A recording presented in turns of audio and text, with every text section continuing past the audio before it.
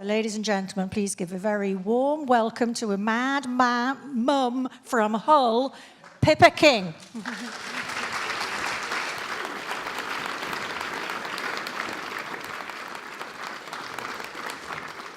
Thank you for that introduction. The only reason I'm stood here on the stage is because in 2004, my two boys that were then 6 and 7 nearly got fingerprinted for a school system that enabled them to get library books out of the library just with a fingerprint. And it had only been 2 weeks prior to that, I'd read an article on the internet about fingerprinting in schools, and I spotted this sort of credit card-sized fingerprint reader in the library at school. And when I'd read the article a couple of weeks earlier, I just thought, gosh, that's ludicrous. How can you fingerprint kids in schools for a library book or a school meal? And there it was. 2 weeks later, I saw it in the school library. So I asked the head teacher when she was going to ask for my permission to take my kids' fingerprints. And she just told me that she didn't need my permission. So I've been doing this for sort of just over 10 years now. I can still talk to people and they don't understand that schools are doing this. So can I just have a show of hands as to people in the audience that are aware that schools are using fingerprint technology in schools? So that's probably about 15% of people here. And if you're aware of a child that's in a school using biometric technology, can you put your hand up? We've got 1 person, 2 people, 3 people. Wow. So this has been going on in schools since 2001. But to explain what a biometric is, because basically bio means life and metric means measure. So the primary biometric that's used in schools and has been used in schools since 2001 is a fingerprint. So children put their fingerprint or thumbprint on a little reader and it enables them to be verified or authenticated that they are who they are, and they can go and take a library book out or eat a meal or register themselves for class. So the biometric measures the salient points, like the whoops and the swirls on your fingerprint, makes a little map, and then converts those digits or those angles into a long string number. Other types of biometrics used in schools is infrared palm scanning. Now, infrared palm scanning was tested in a school in Scotland in 2007, in a primary school, and it wasn't commercially available at all. Because our Data Protection Act is quite weak, it enabled the biometric industry to come into the UK and test these type of technologies on our kids, and it wasn't happening anywhere else in the world. Another type of biometric that was used in schools in Newcastle was iris scanning, and apparently this type of biometric is very accurate, almost as accurate as DNA recognition. So it's measuring the sort of bits that jut out in your eye, and they map that, and again, they make it into a number string.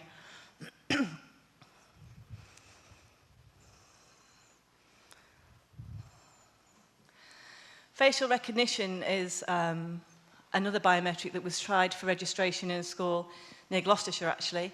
It didn't work very well, as is the iris scanning, it didn't. It was too slow and it wasn't fit for purpose.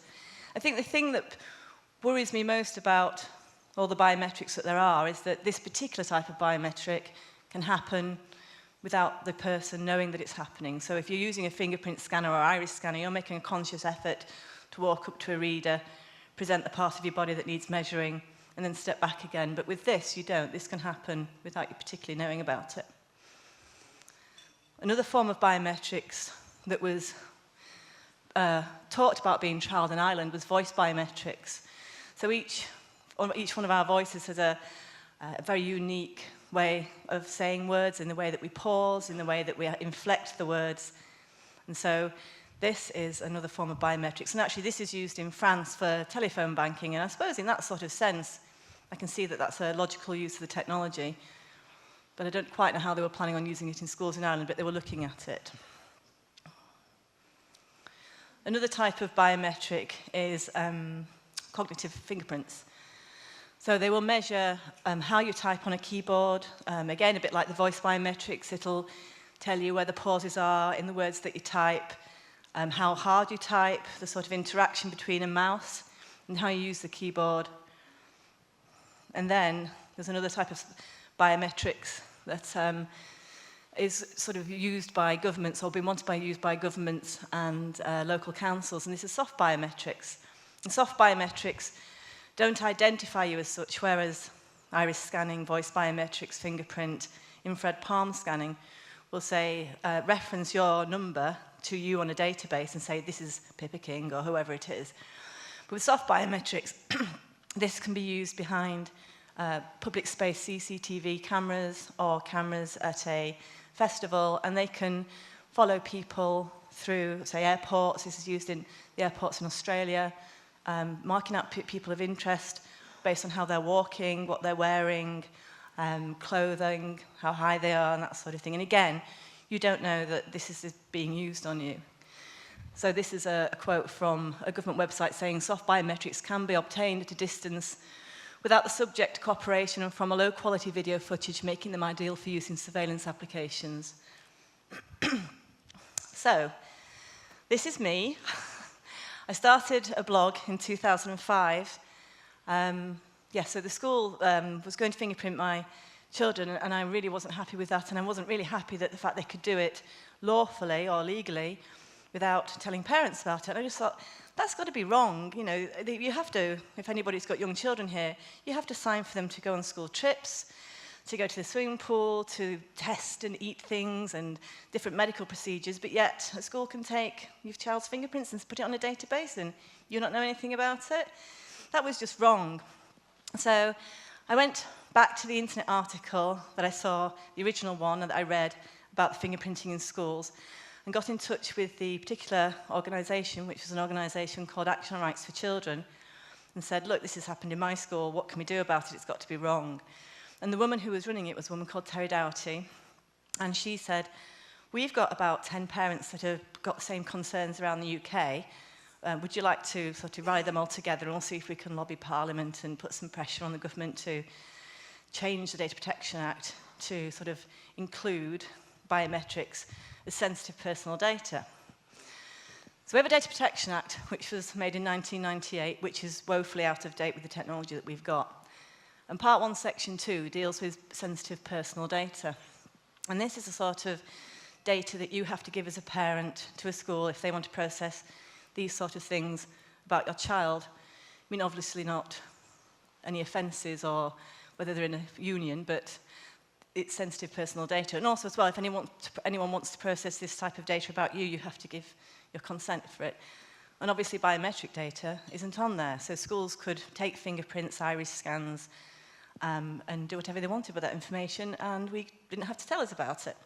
So I thought that's just wrong. So I wrote at the time to the head of Hull City Council, the Shadow Education Secretary, the Education Secretary. I was so incensed by it that I just thought, no, I'm just going to go right to the top. I'm going to bypass everybody underneath and just write to the people that really matter. And so the Shadow Education Secretary at the time was David Cameron. And it was just before he moved to be leader of the party. And he had no idea that was happening. And he actually sort of thought it was like a Home Office issue. And he pushed the query over to David Davis, who was head of the Home Office, Shadow Home Office at the time. I wrote to the then, because this was in 2004, the then Labour Education Secretary, who I think was Alan Johnson. And they basically wrote back and said, well, if schools aren't breaking any laws, then we're not bothered. So I was like, really? But it turned out they've been doing this since 2001. Going back, when I wrote to the head of Hull City Council, I didn't mention the school because I didn't want to get the head teacher into trouble particularly. It's quite an emotive subject when you've got young children at a school and you're sort of challenging the school on a policy that they're doing. You don't want them to sort of fall out with you, or you don't want to create problems for your children. So anyway, the head of Hull City Council did sort of say to me, look, in order for me to do anything, I need to know which school it is. So I reluctantly told him. And as a consequence, the school didn't speak to me for about 2 terms. The teachers didn't come anywhere near me. And it was quite horrible because I'd stuck my head above the parapet. But talking to the other mums in the playground and parents, they sort of felt the same. About 40% of them weren't happy with it, but nobody was willing to step forward and sort of put the head above the parapet. But I just thought if it's happening on a national level, it's just got to be wrong, really. So anyway, I did. And they sort of came around to the fact, and they started speaking to me again after a while. But it turned out, this happened to me in 2004, that it had been going on since 2001. So what what had happened was there was a company called Microlibrarian Systems that were based in Manchester that had got hold of this fingerprint technology from a company called Digital Persona, who are owned by a company called Antium. And Antium were supplying the fingerprint readers for the prison at Guantanamo Bay. So this is military technology that was coming into primary schools in the UK. And so Microlibrarian Systems had gone to the Information Commissioner, because we have an Information Commissioner's Office in the UK, the ICO, and they oversee the Data Protection Act, the Freedom of Information Act, and the Environmental Regulations Act. So they make sure that those acts are adhered to. So they'd then gone to the Information Commissioner's Office, and the Information Commissioner then was a lady called Elizabeth Fry, and they took the technology to her and said, is it okay if we use this in schools? Will it breach the Data Protection Act? And she said, no, it won't. So they thought, great. So they went off and sold the technology to primary schools initially, because it was seen as a solution to a problem that probably didn't exist, which was queues of kids lining up to get library books out. Yeah. So schools fell for it, and were fingerprinting their kids. And of course, Microlibrarian Systems were telling the head teachers, you don't have to tell the parents because it's okay, you're not breaking any laws, it's okay under the Data Protection Act. So of course, when I asked my head teacher, she was quite well versed in the law because Microlibrarian Systems had told her what her rights were. So this has been happening up and down the country. And so there was a bunch of about 6 to 10 parents that were willing to sort of step forward and go to Parliament and sort of question the schools, question the Department of Education about it. And this was quite a few of the parents that got in touch with parents whose kids had been discriminated against for not being fingerprinted. So there were some parents in Leeds. This was in Morley High School. And get a pointer. Let's have a look. How does this work? Nope. The first one in Leeds, the one in Leeds was a school called Morley High School, and they were made to eat. If the headmaster there had said and introduced a fingerprint reader scheme, and had basically said to the parents, if your kids aren't going to be fingerprinted, they're not allowed in the canteen, they've got to have a packed lunch, and they're going to eat it outside under a shelter, come rain, shine or wind. So that's what the kids... I couldn't understand this sort of fervent sort of want to introduce these biometric readers. In Chester, there was a school, Blaken High School, that actually denied the school meals to kids. There was no food for children at all who weren't fingerprinted. In London, there were kids that were made to go to the back of the food queues. They were the last ones to be served if there was any food left. And again, there was a couple of kids in Blaken High School, which was in Chester, and the day that the school fingerprinted the kids wanted to speak to their parents about it. The school told the kids that they'd already spoken to the parents and it was okay, when they hadn't at all. And in fact, there was one, I mean now, it's by law, parents have to, schools have to gain consent of parents to use children's biometric details. And that came in September 2013. And there was one parent that got in touch with me, and she'd not consented to a kid to be fingerprinted. The child ultimately has say-so whether they want to be fingerprinted or not, even if the parents consented. And this child had been told to line up in this queue and get his fingerprint done. And he said, no, I'm not doing it. My mum's not consented. I've not consented. And so the school put him in isolation for a whole day, even though it was his legal right not to do it. So it's some of the stuff that's been happening in schools with regards to this technology has been quite an eye-opener. So, around about 2000, from 2005 to 2010, there was a group of maybe sort of 4 or 5 parents. We lobbied Parliament with the help of Privacy International, No to ID, and Action on Rights for Children. We managed to get the bulk of 36 questions asked by opposition MPs to the Labour government, 2 debates in Parliament. We had 3 Downing Street petitions and an early day motion that was put forward by Greg Mulholland, who's an MP in Leeds. We never got any oral questions at question time, unfortunately, but the written questions that we asked were how many schools are doing it, how secure are the systems, that sort of thing, how many kids have got their fingerprints on databases. Of course, the Department of Education couldn't answer because they had no record. They weren't collecting that sort of information. So it sort of came down to us parents to try and provide that information or get that information. And myself and another parent, I mean, I set up my blog, and another parent, David, had set up a website called Leave Them Kids Alone. And we sent out a load of freedom of information requests to various local authorities and schools. And it turned out local authorities didn't know if schools were using fingerprint readers either, because they weren't logging what the schools were doing, because the schools sort of 10 or 15 years ago were given sort of independence from local authority to a certain extent. So they were their own sort of local authorities. So we couldn't ask or send a freedom of information request to local authority, because they'd say, we'll have to ask all the schools. So you might have 80 or 90 schools in a local authority. But we did. We sent out freedom of information requests under the Freedom of Information Act. And schools were replying to us. And I think in about 2007, it turned out there were about 2 million children that had their fingerprints taken and that were on school databases, most of which at that time were primary school children. And I think the reason why we had that sort of groundswell of parents not being happy about it was because we were talking to each other in the playground. And because children don't necessarily come home and say, oh, I've been fingerprinted today, because if they're in a compliant situation, which is a school, and a teacher tells you to do something as a child, you do it because that's what you get told to do. And a primary school child wouldn't necessarily know that there's an implication, or a long-term implication perhaps, of putting your fingerprint on a fingerprint reader. So we got some articles in the broadsheets about the amount of children, Daily Mail, Guardian, Times Educational Supplement, about the amount of children that were being fingerprinted. And the biometric industry, I think, sort of took one look at that and thought, okay, it's not really working in primary schools because we're annoying the parents. I'll tell you what, we'll go into secondary schools, and because parents don't meet in secondary schools, because the kids just go there and come back. And quite often, I don't know if obviously some of you are parents, if you ask your teenage son or daughter what have they done in school today, they just go, nothing. I'm not going to tell you what, probably, you know. So it sort of, the industry sort of left the primary school market alone and concentrated on the secondary school market. So that's sort of what happened. So we continued lobbying Parliament, and we were speaking to Nick Gibb, who was then the Conservative Shadow Schools Minister, Sarah Tether, who was a Shadow Education Lib Dem Schools Minister, and they were sort of saying, look, we'd love to get a change in the law. They were asking questions to the Labour government just saying, no, we don't know anything about it.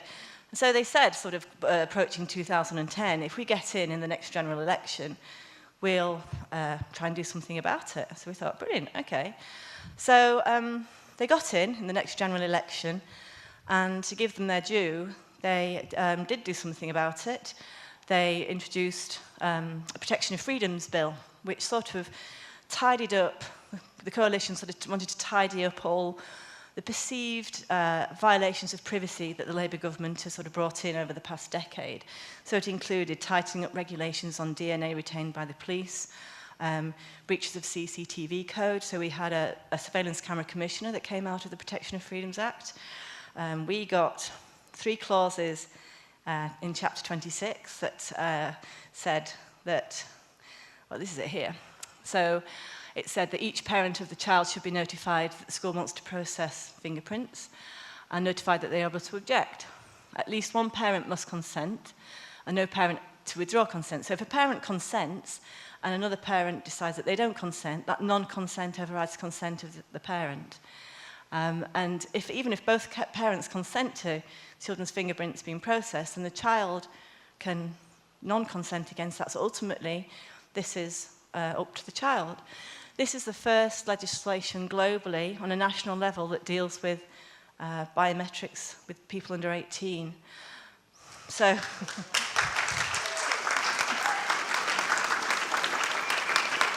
thank you. It's great. You know, we started in 2004. The Protection of Freedoms Act was signed, given royal assent in May 2012, and then it came into enforcement in September 2013.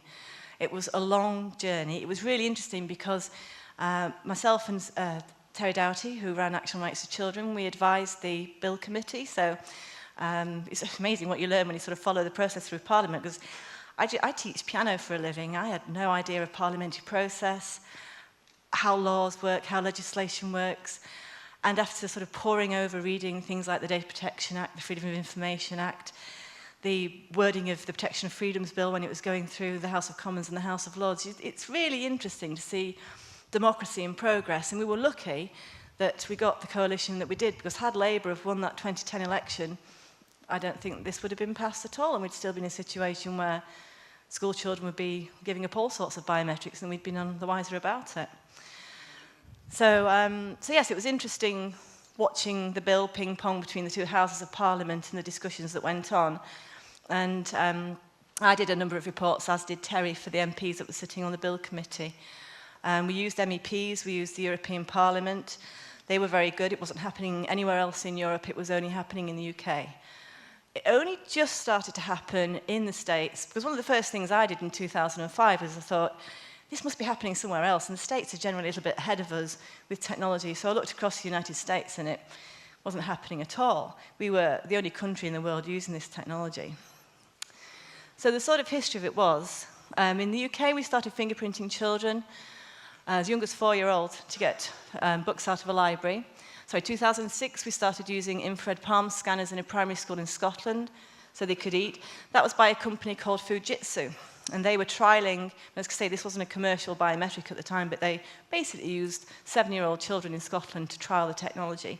So they had to put their hands on a scanner that sent infrared light rays up, and it would show the vein print on their hand. They were iris scanning children in lunch lines in the north of England. That didn't work out very well. It was too slow. The lunch lines it didn't work. It was the iris scanning wasn't processing properly. But again, iris scanning on a commercial level in 2007 wasn't happening at all, only in schools in the UK. 2007, voice biometrics were planned for students in Ireland. That didn't actually come to fruition, but it was something they were looking at. And in 2010, facial scanning kids to stop them from turning up to school late was happening. So the biometric industry was sort of selling fingerprints and facial scanning as a solution to, well, kids will eat healthier if they get their fingerprints taken. They're going to read more books. They're not going to be late for school. Just like, that's no reason to. Technology doesn't make children act in a different way. It's instilling. Apparently, it also stops bullying as well, because there's no cash in school because you're using fingerprints. But if you've got problems where kids are late and people are being bullied, then you tackle that. You don't buy a fingerprint reader. That's not the solution to the problem. And I think for myself as well, I was really concerned about the fact that my two sons at a very young age were being told that it's okay to put your fingerprint on a scanner to eat, to have access to knowledge, which is books, to have access to areas, which is registration. And I thought it just sended a very subtle, deep psychological message that in order to do this in society, this is what you're going to have to do. And certainly No to ID, who were campaigning 10 or 15 years ago about the introduction of biometric identity cards on a national level for adults, very much helped us. We had some great support from Phil Booth and the people at No to ID, because they saw the fingerprinting of children in schools as a way for the government that if they weren't going to get the national biometric ID card, which they didn't, that all they had to do was wait another 20 years and they'd present the same scenario to the population then, and the kids that were now adults that had been fingerprinted at school wouldn't think twice about it, because they've been softened to the fact that it's okay, actually, to use your fingerprint for food, and that's why not put it on a card. And I'm not particularly against biometric technology as such, and maybe we can operate as a society with biometric ID cards, but we're certainly operating okay, I think, without them. But I just don't think it's appropriate at all to be used in schools. Just because we've got the technology doesn't mean to say we should use it. So in 2005, this sort of sprung up in the States, and in pockets just before that. So we've got legislation in Iowa, Illinois, Wisconsin. There's a bill going through Missouri at the moment. These are all individual bills and states that have decided to ask for parental permission, so they've not banned it outright. 2015 was was the first time facial recognition successfully been used in a school. This is used in a school in St Mary, and they're using it for entrance into the school door, so they can recognise who's coming in and out. Last year, there was in Australia, it cropped up for the first time, and it was a primary school that basically is compulsory fingerprinting children for registration. The Green Party over there had asked some questions in Parliament about the sort of need for it. But as far as I know, that's still going ahead. But it was interesting because there was an article that came out of Saudi Arabia because they use biometrics an awful lot, only since we've been using them, sort of recently in the past 5 years in the Far East, and especially in India and around there. But there was an article that came out of Saudi Arabia in April 2014 saying that they were introducing biometrics and CCTV as a form of supervision to install a sense of discipline, to track children and to make them respect regulations and gain better productivity. Now, for me, there's more honesty in that statement than there is, oh, it stops bullying, it makes children on time for school. But it's a shame, but schools are becoming very, very different establishments to how we perceive them. So we had legislation in different states in the USA, and then in 2013, a Florida school district had managed to iris scan 900 11 and 12-year-olds' eyes for kids just to step on a bus, so the parents knew where they were and they could send a text message to them. What they hadn't done had told the parents they were going to do it, so the parents just hit the roof, which was brilliant. And as a consequence, a senator over there called Dorothy Huxhill had proposed a bill in Parliament to absolutely ban biometrics whatsoever in education, which is exactly what I wanted to see, but we had to compromise with the consent. But she managed to get a bill through in less than a year, which it says, point A, it says, collect and obtain or refrain information on the political affiliation, voting history, religious affiliation, or biometric information of a student or parent or sibling of the student. So they weren't allowed to collect that sort of information at all in the schools. And that's the first time on a global level that the biometrics has been banned completely in education. And I don't think that's such a bad thing at all.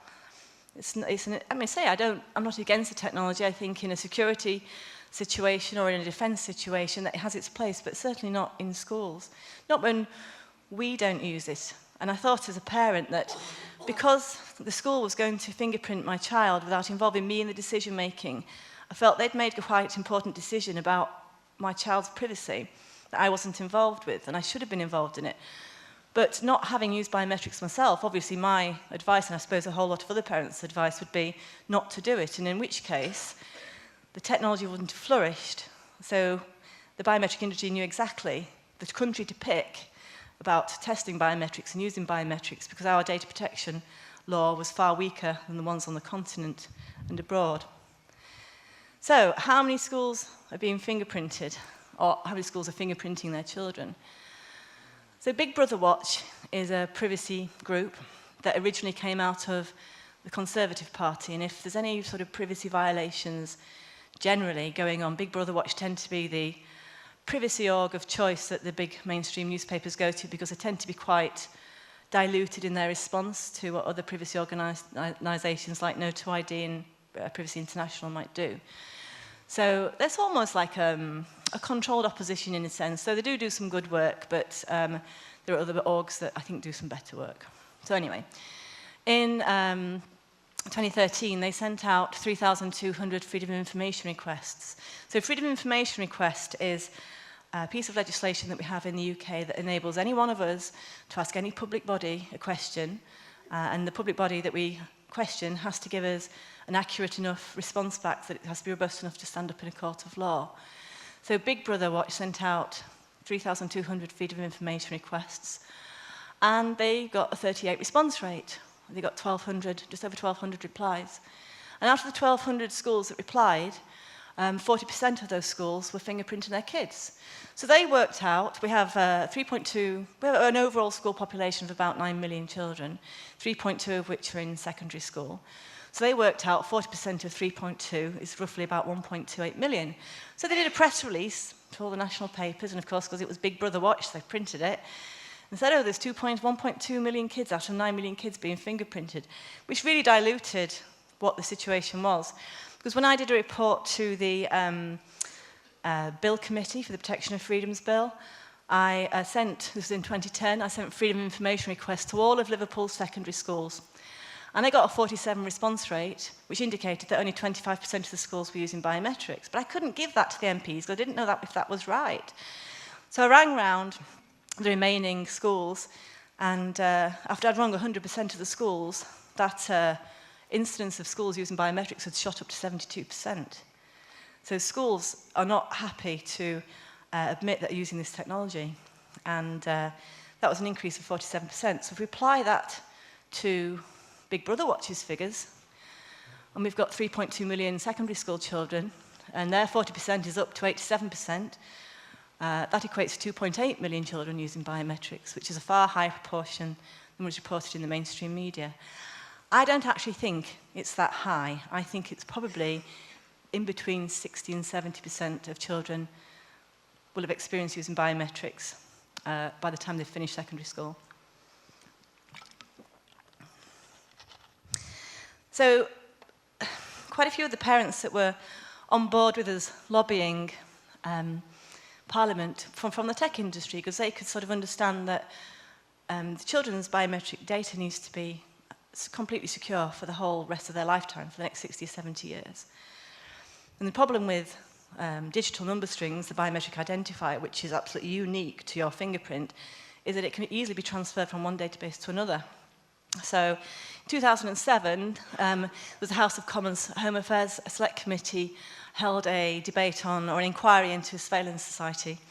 And one of the questions that came from one of the MPs was Sir David Smith, who's the Deputy Information Commissioner, and he still is now, actually. And the question was, can the police make an access request? Or can the police get this information from a school? And David Smith's reply was, well, the police can make an access request for biometric data. The school would have to look at, would we breach the Data Protection Act if we respond to the police? Could they give that information without breaching the Act, and a low-level crime would justify that? And then he went on to say, well, the school wouldn't have to inform the parent or the child, although we would recommend it as part of good data protection, that they do notify people, unless doing so would essentially be a tip-off which would harm the police investigation. So, we as parents and Action on Rights for Children and O2ID read that and thought, oh, blimey heck, the police have got could access these school fingerprint databases. What will we do? What can we do? And we'd made a decision at the time, because I said, well, we're going to freedom of information request the police and see if they've done it. I think the general consensus was, no, actually, no, we shouldn't do that, because I don't think the police know this information. I mean, this was buried. These two sentences were buried in a report this thick that probably nobody had taken any notice of apart from us. So we didn't know if the police were using school fingerprint databases to solve crimes. So we decided actually at the time that we wouldn't give them the heads up and we'd just sit on that information. This is a guy called Kim Cameron. He was Microsoft's chief architect of identity and access. The only people at the time that thought fingerprinting in children in schools was a good idea were schools and the vendors that were selling the information. Other people across the tech industry were really not happy about it, and he was most vocal about it, which was great.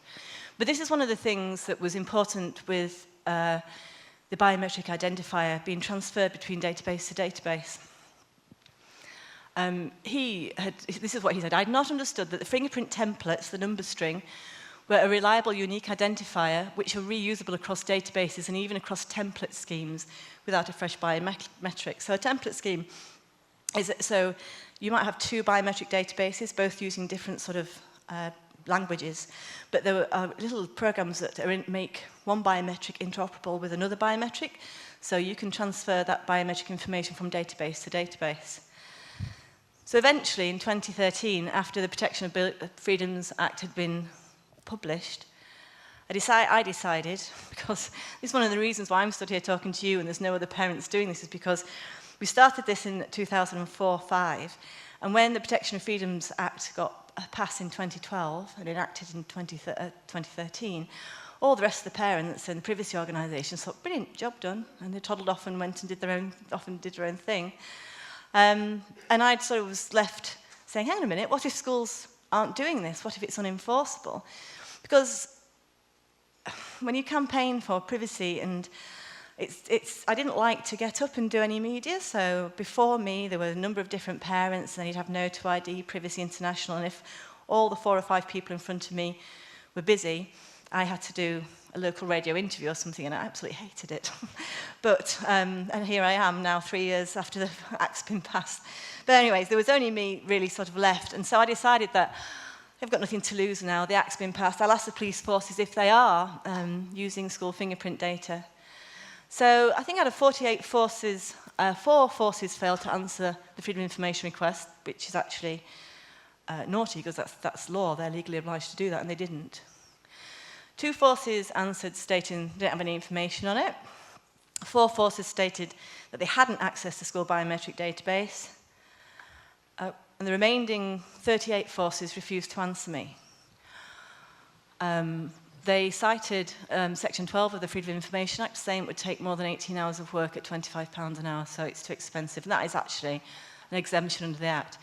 So I thought, I'm going to ring up one of these police forces and see why they can't. Because if 4 forces stated they hadn't accessed the school biometric database, there must be some mechanism for them to know if they have or haven't. So I rang up some of the forces that refused to answer, and they cited that they didn't have a search facility in their database for fingerprint. Really? You're a police force? You must surely have a search. So anyway, what I think happened was, and I've got absolutely no evidence for this, but I rather presume that ACPO, which was the Association of Police Chief Officers, probably said to the forces, well, hang on a minute, if you say yes, we've accessed the school database, then that's the industry done in the country. When we wouldn't have access to any fingerprints if we wanted them. So that would be headline news.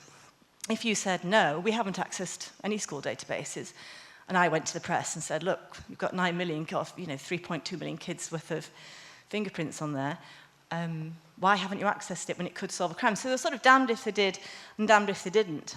So we don't know now whether police have accessed a fingerprint database, but they're certainly able to, and that's the danger really of letting, or even yourselves, but certainly letting children not be aware of the fact that this data will be with them for the rest of their lives. They can't change your fingerprint data, and they can't, and once you've put it on a school scanner, it can go anywhere.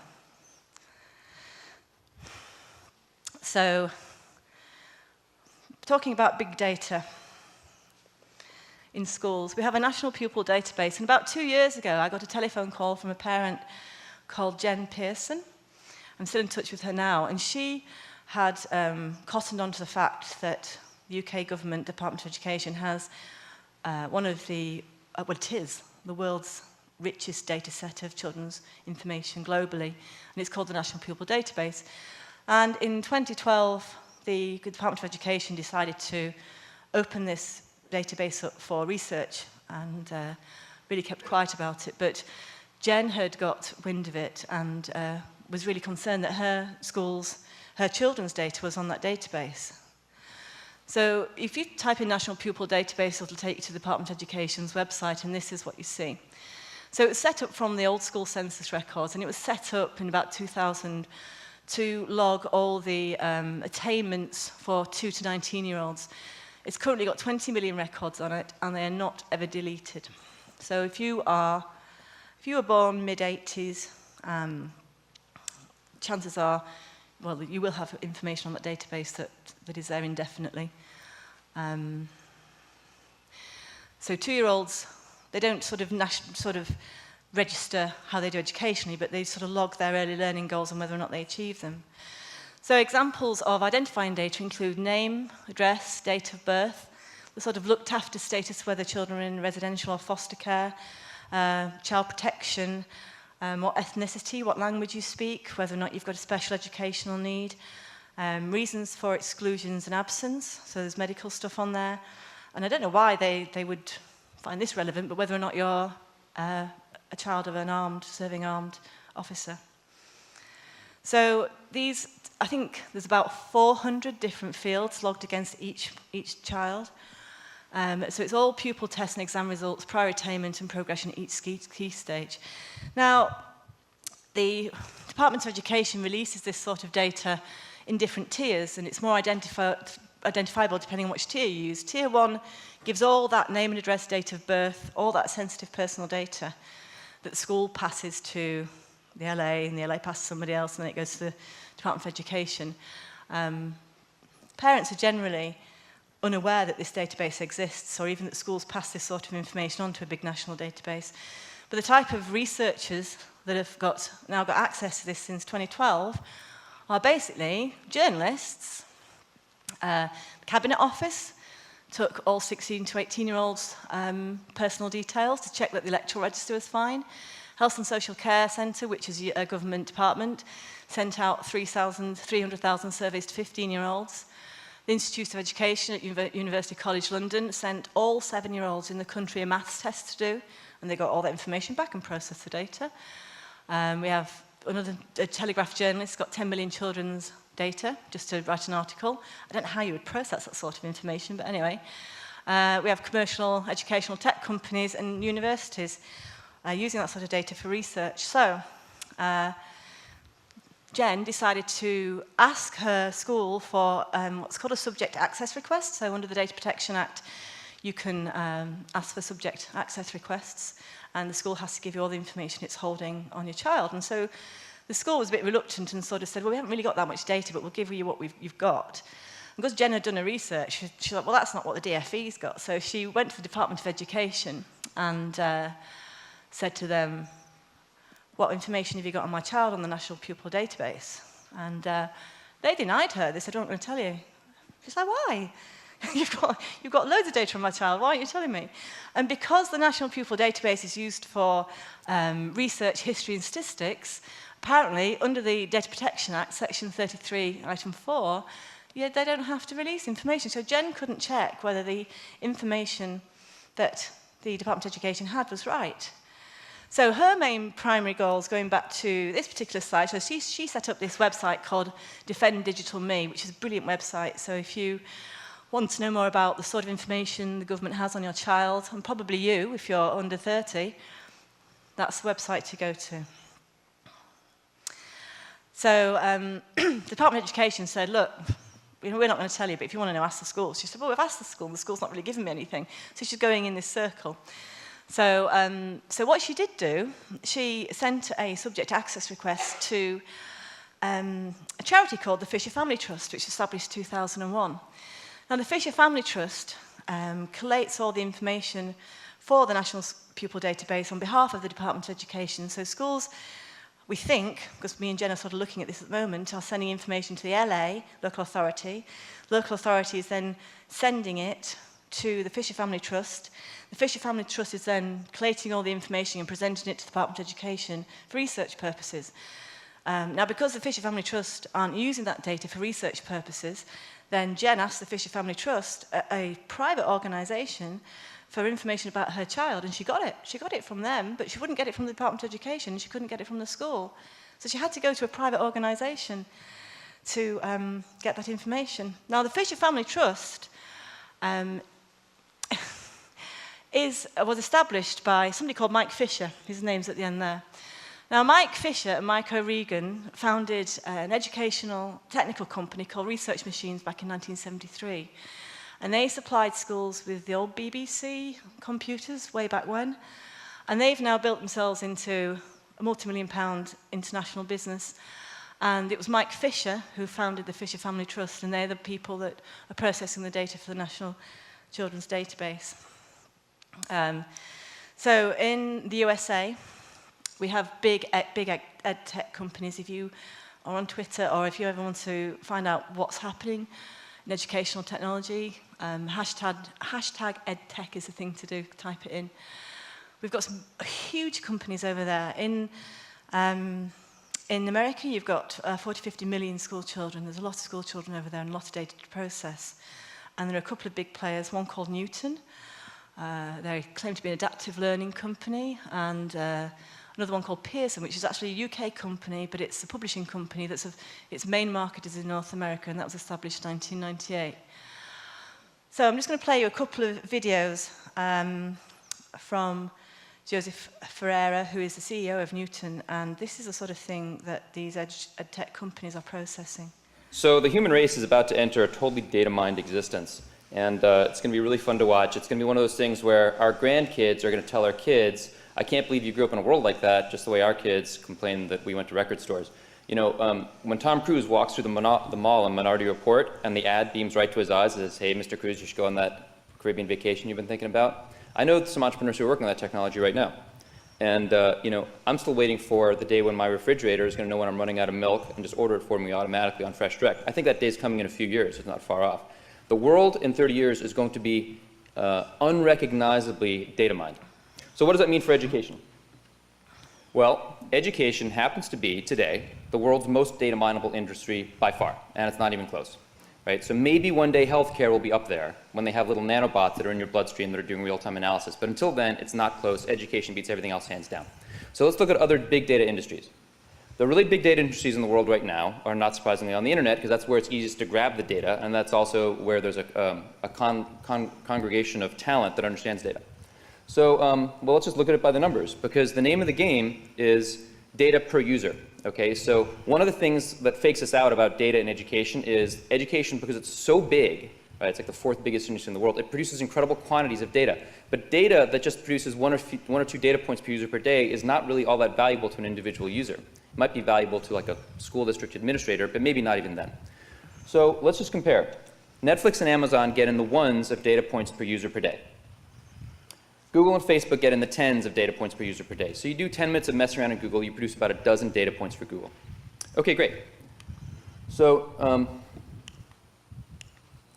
so Newton today gets 5 to 10 million actionable data per student per day. And we do that because we get people, if you can believe it, to tag every single sentence of their content. So publishers, we have a large publishing partnership with Pearson, and they've tagged all of their content. And we're an open standard, so anyone can tag to us. If you tag all of your content and you do it down to the atomic concept level, down to the sentence, down to the clause, you unlock an incredible amount of trapped, hidden data. So, fourth biggest industry in the world. He had this to say about it. Then you can do this. What you can do with the data, if you actually do all that work, is you can figure out exactly what students know and how well they know it. You can figure it out down to the percentile versus the rest of the population. So Newton students today, we have about 125,000, 180,000 right now. By December, it'll be 650,000. Early next year, it'll be in the millions. And next year, it'll be close to 10 million. And that's just through our Pearson partnership. So for every one of those students, we can figure out within a few hours what they're strong at and what they're weak at the beginning of the course. Right? So we can produce a unique syllabus for each student each day. Literally unique. There's not enough time in the universe for any two students to have the same syllabus on any one day.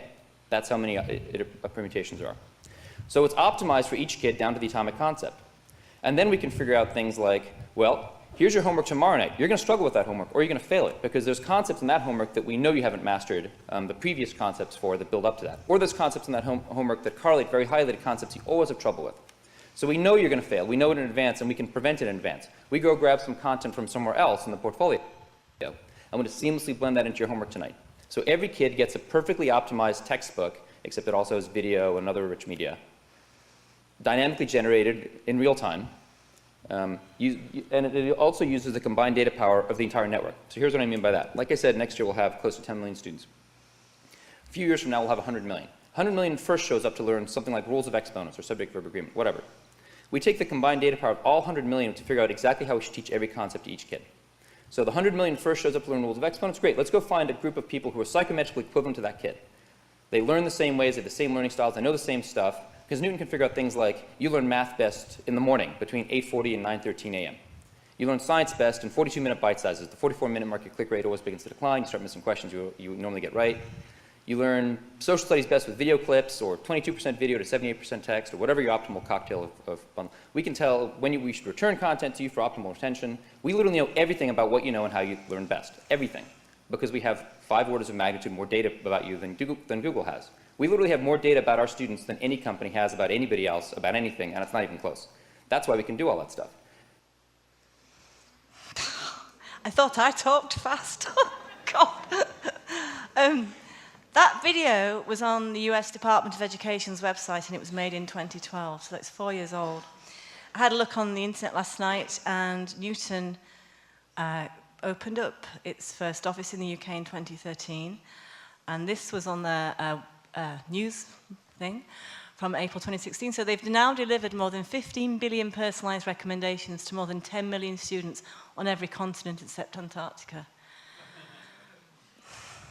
I think where the concept is going with this is that you get individualized student learning from a computer with artificial intelligence that knows when you can learn at your best. which actually, you know, isn't a big, you know, if that's how a student learns well, then the argument is, well, that would be okay. Except for the fact that the amount of profiling a commercial company like that can do on your children is unbelievable. They can predict, you know, they've got from 2 to 19-year-olds, they can see how you eat, sleep, when you're best learning maths, and they can, and what happens in England with the National Pupil Database is that once you've left education at 19, they track you through university, then the Department of Work and Pensions and HMRC then track you through your life. So they can see what type of education is good for what type of work is going to happen in the future. So you can see this sort of profiling and predictive, a sort of seeing where people should be in the future. So what's this got to do with biometrics? Well, it's all about big data. And the thing with big data is it can only really be accurate unless, I mean, it would be amazingly accurate if you had a fingerprint or a facial scan against that data, so it can say, yeah, this is definitely information about that child because we've got its biometrics here. So this is what happened in San Diego last year. Encinitas school district decided to issue a few thousand iPads to primary school children, and every 60 seconds, the little camera would take a picture of the child just to check it was still the child doing the homework rather than the big sister or the mum and dad. And, but the school said, well, you know, we've got a real big problem with children remembering passwords, so this will solve the problem. My argument is if you can't teach a child to remember a 4-digit PIN or a password, how on earth are you going to teach them anything in classroom? Because obviously the memories are so bad. So that wasn't the reason why. The reason why is because they wanted to verify the data that was going in. So also as well, the camera could look at whereabouts on the iPad the children's eyes were, the sort of speed rate they would flick the pages over in the books they were reading, the hesitations that they would make in the maths test, all these sort of cognitive biometrics, all being logged against that child. So some parents over there, brilliant, decided to rebel against it. And they had a petition, and I got involved with Jen Hamner, who was the parent over there, and I sort of made it as publicised as much as I could in the UK, and she publicised it as much as she could in the States. We only got 361 supporters, but it was enough to stop the school district going ahead with the facial recognition. Thanks.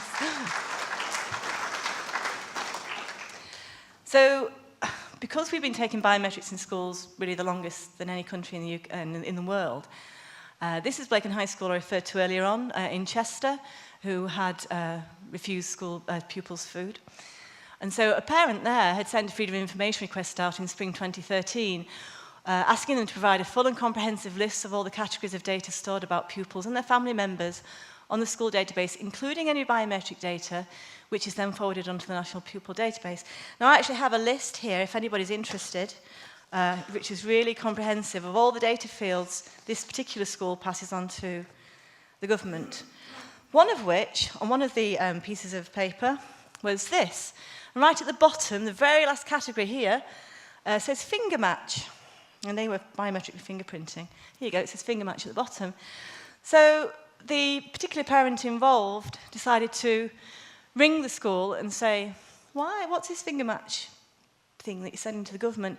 And the school said, well, you see, on a scale of 1 to 5, we have to tell the government how good the biometric fingerprint is. So he said, well, you're not giving the biometric fingerprint to the government, are you? And they went, oh, no, we're not giving the fingerprint to the government. But yet you're telling them how good the quality is? Who in that school is qualified to know what, on the scale of 1 to 5, the quality of a fingerprint? And why would the government want that information? Maybe they discard it, but this is, again, something that was sort of ongoing with the government and the school, that we're trying to find out whether or not. I mean, I have no evidence to say that the UK government is storing children's biometric fingerprints. It wouldn't surprise me if they were, but I certainly haven't got information on that. Okay, so I'm running at 50 minutes, and I've got quite a bit to get through, so I'm going to skip quite a bit. Basically, going back to soft biometrics, as a society, this is what's coming down for us. We had a select committee, common select committee, that looked into the current and future uses of biometric technology, and it turned out that the police were using it on the police national database. And ACPO and the Home Office had failed to tell the Home Office that was happening. So that's an ongoing thing. I'm going to whiz through this because I just haven't got time, and I do apologise. That's another talk. But this is it. So I wanted to sort of talk about. The only reason I was able to do what I did, and what, it wasn't just me, it was other parents and privacy organisations, was because we made extensive use of the Freedom of Information Act 2000. We gathered lots of data from lots of schools and lots of different authorities, and we collated reports, and we gave it to MPs to ask questions in Parliament. So there's a great website called whatdotheyknow.com. I've got an account on there, and so has Jen Pearson, who does Defend Digital Me. You can send freedom of information requests to anybody, and then they have to reply. They reply back to you via the website, so that it's all public. Anybody can see your questions and their answers. There's a great search facility, so if you wanted to ask a particular body a question, you could check if somebody else had asked it. So you can type in keywords like fingerprint school or biometric college, and it would bring up all the items that match that. So it's a great resource for research as well. The same a company or sort of society that owns whatdotheyknow.com owns a website called They Work For You, and this lists all the MPs and the questions and debates that are in Parliament, really user-friendly. So again, you can type in keywords like biometric, school, fingerprint, student, and it will bring up all the MPs that are asking questions. So we basically use the What Do They Know to get information, compile a report, and then we'd look at the sympathetic MPs that were asking similar questions in Parliament, and we'd write to them and say, would you consider doing this and asking this question? Because, obviously MPs haven't got time to look in depth as much as some parents and researchers have, so they appreciate it. And I've used Tom Watson, Greg Mulholland, Sarah Tether, Nick Gibb to good effect. In fact, Tom Watson, there was a particular school that was hanging RFID chips around kids' necks, and I let him know and sent him a report, and he said, well, basically, you write the questions out and I'll ask them in Parliament. I was like, yes. So I did. He didn't ask all of them. I had a long list. But he asked 3 questions in Parliament. So the thing is, we play a long game. It's taken me years, and I'm still at it because there's still lots of injustices that are going on in the education system, especially with data, processing, biometrics. And the kids, they don't know what the implications are of giving up that sort of data. And I suspect most parents have no idea the sort of data that schools collect on their kids. And hopefully, Jen's done some great research on that. So hopefully, if you keep an eye on her website, there'll be a bit more information on it there. So I have 4 websites. My blog, it's got about 80,000 words on. It's a bit like Adrian Mole's diary, really. But it sort of catalogued all that sort of journey through the past 10 years of getting legislation passed. And then I have an against RFID in schools, because schools are leaning towards putting RFID tags, active ones, that are beaming out radio frequency so they can see where the kids are. Things to do with police surveillance and state surveillance. I write with other writers on a website called statussurveillance.blogspot.com. And there's also a fairly big looming issue with facial recognition and soft biometrics being used behind public space CCTV, being used in Glasgow, Edinburgh, possibly Birmingham, and London. And that's to be found on the UK Smart Cities website. Thank you very much for listening to me. It's been a pleasure. So thank you. Thank you. Thank you, Pippa King. Thank you.